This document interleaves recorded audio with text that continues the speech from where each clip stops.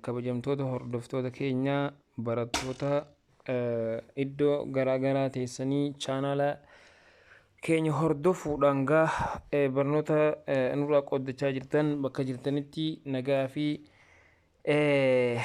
gammachuun isinirratti haa jiraatu isiniin jecha waa'ee guutuu deebii gilgaalota deebii gochaa kan boqonnaa torbaa jechuudha saayinsii waliigalaa kutaa 8ffaadha.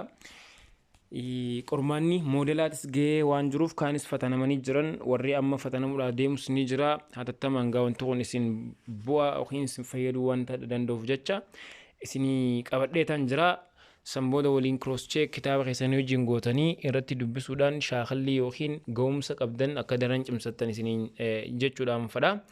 Hayyee deebii gocha torba tuqaa takkaa wajji wal qabsiisee fakkeenyaaf waa'ee maddoota ifaatii mee maddootni ifaa wantoota ifaa yookiin maddoonni ifaadha maali yoo jedhu maddoota ifaa kan ibsamu yommuu ta'u maddoonni ifaadha wantoota ifaa of keessaa maddisiisan yommuu ta'u kunis kan uumamaa fi kan namtolchee jedhamuudhaan bakka lamatti qoodamuusaa isin ibseetin ture deebisaanis kanuma fakkeenyota maddoota ifaa kan jedhaman keessaa aduu urjii raammoowwan ifaa kan uumamaa jechuudha qurxummiiwwan ifaa akkasuma ibidda aampuulii dungoo fi kanneen kana fakkaatan fakkeenyota maddoota ifaatii jechuudha.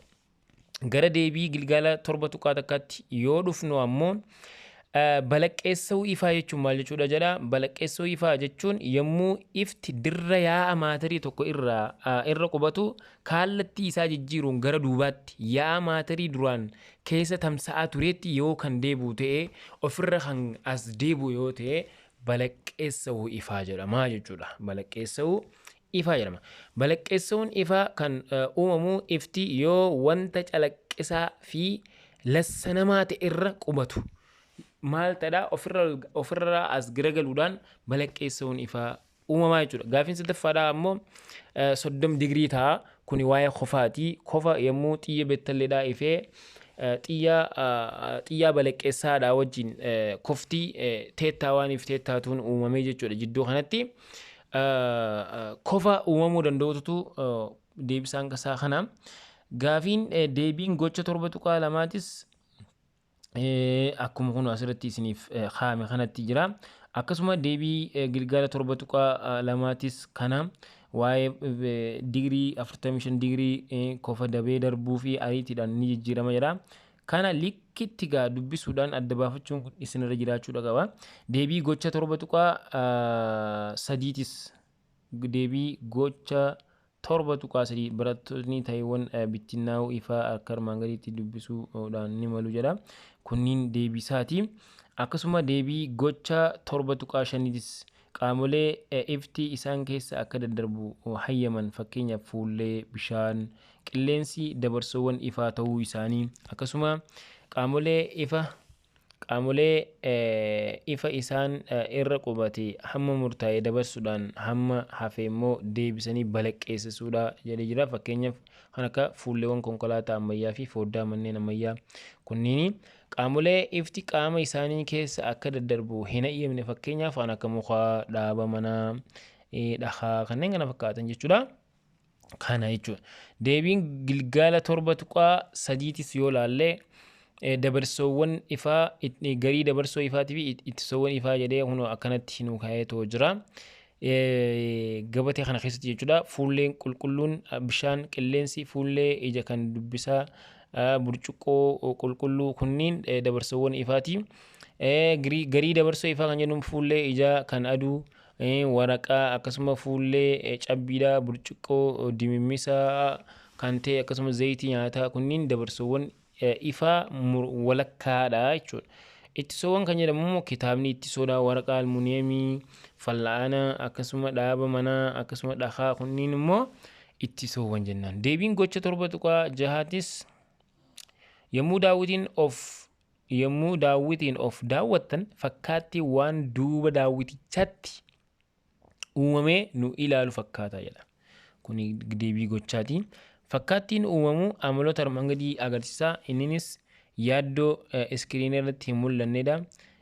Fageenyi wantoo fi fageenya fakkaattiidhaan walqixa ta'uu hojjaan fakkaattii fi wantoo walqixa ta'uu akkasuma dalga fuggifamaa yookiin bitaa fi mirga kan wal jijjiirame ta'uu fi ol qajeelaa ta'uutu amaloota fakkaattiiwwan uumamaniiti jechuudha. Kabira deebii gocha 7.4 biroo dhufne faayidaaleen ifaa hedduu jira. Isaan keessaa muraasni tokko wantoota gogsuudhaaf akkasuma horkisiisuudhaaf humna elektiriikii maddisiisuuf ifni faayidaa guddaa qaba nyaata ittiin godhuudhaafis. Deebiin gocha 7.7 fakkeenya gaafiin takkaffaa sagaleen akaakuu anniisaa ta'e kan gurra namaatiin miira'uu danda'udha jedha. Sagaleen maal kan jedhu jechuudha. Sagalee barattoonni daree keessattii fi dareen alatti dhaga'amu hunda haa tarreessinu jedha fakkeenya tarreessan. Fakkeenyaaf gaafiin kun kan barbaadameef hiikaa sagalee isa gurra namaatiin dhaga'amu jedhu san akka mirkaneeffatanii fi sagaleen hollannaa wantootaatiin uumama likkidha. Hollannaa fo'aa, gitaaraa, maasinqoo, kiraara, hollannaa dirra kun hundi isaanii jechuudha. Kanaaf kana hubachaa deemuun barbaachisaadha. Deebii calaqqee yaaliiti. Calaqqee yaalii kanallee ilaalaa deemuun gaariidha. Deebii gochaati. Sagaleen iddoo tokkorraa gara birootti ni ya'a. Fakkeenyaaf dhukaasa iddoo fagoo irratti ni dhaga'ama. Muuziqaa maada isaa irraa ka'ee yommuu nu bira ga'u dhageenya sirriidha. Fageenya deemuu jechuudha. Sagaleen gaazii dhangala'oo fi jajjaboo keessaas akka daddarbu walumaa galatti yaa maatirii keessa akka daddarbu sagalee barannee jirra.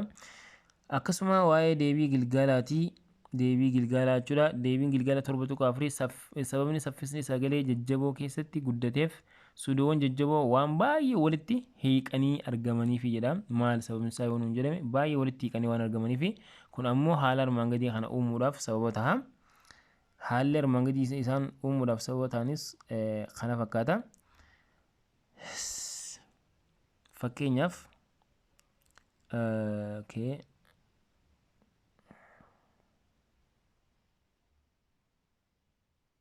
kun dabiliidha ta'e kun immoo kaalkuleeshina sababni saffisni sagalee jajjaboo keessatti guddateef kan jedhu kana. Kun waa'ee gaafii lammaffaati. Kennamaa jedhee kennamaan V nootiidha. V inishaalii jechuudha. Ka'umsa sagaleedha jechuudha. Kan sagalee dimshaashaati. Sanbooda barbaadaman tempereechara foormulaan dhaabbataan as jiru kun VT is equals to V note plus 0.6 meter per second over degree Celsius kan jedhu kana jechuudha. Sanbooda TVT Tdha.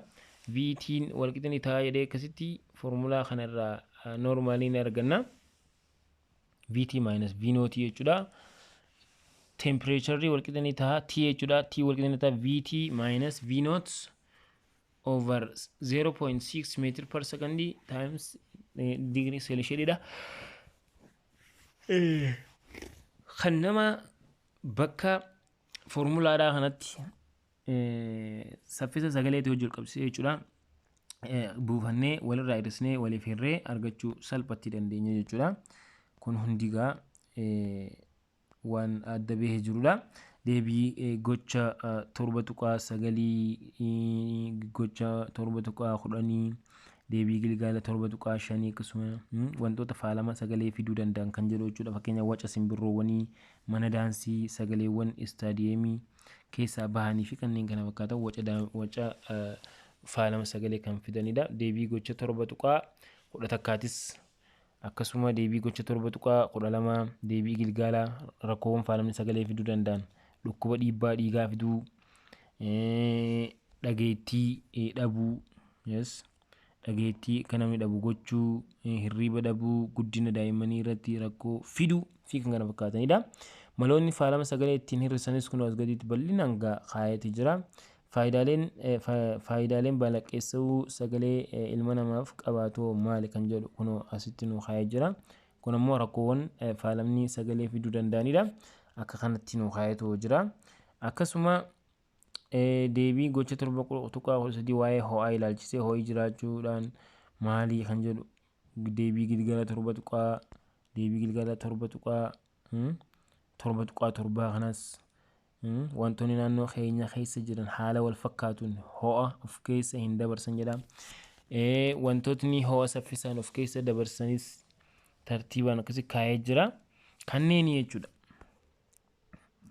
Deebii gochaa, deebii gilgaalaa akkasuma deebii gochaa faayidaan maagneetii maali? Maagneetiin koppaasota hojjechuudhaaf kan gargaaran ta'uusaa fi kan kana fakkaatan deebii gilgaala boqonnaa xumuraa kanallee jechuudha. Deebii gaafilee boqonnaa xumuraa jechuudha. Isa kanallee jechuudha. Gaafii isaatis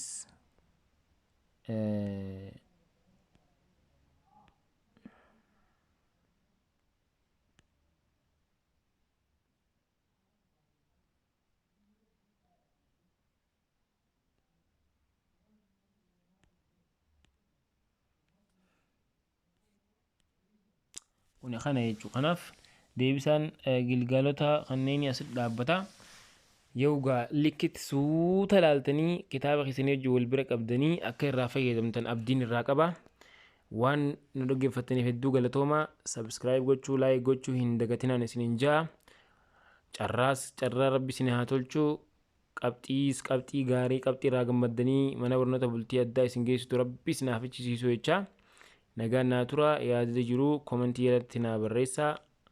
Hayyee haga viidiyootti aantu walitti deebinutti. Assalaamu alaikum wa rahmatullahi wa barakaatuh.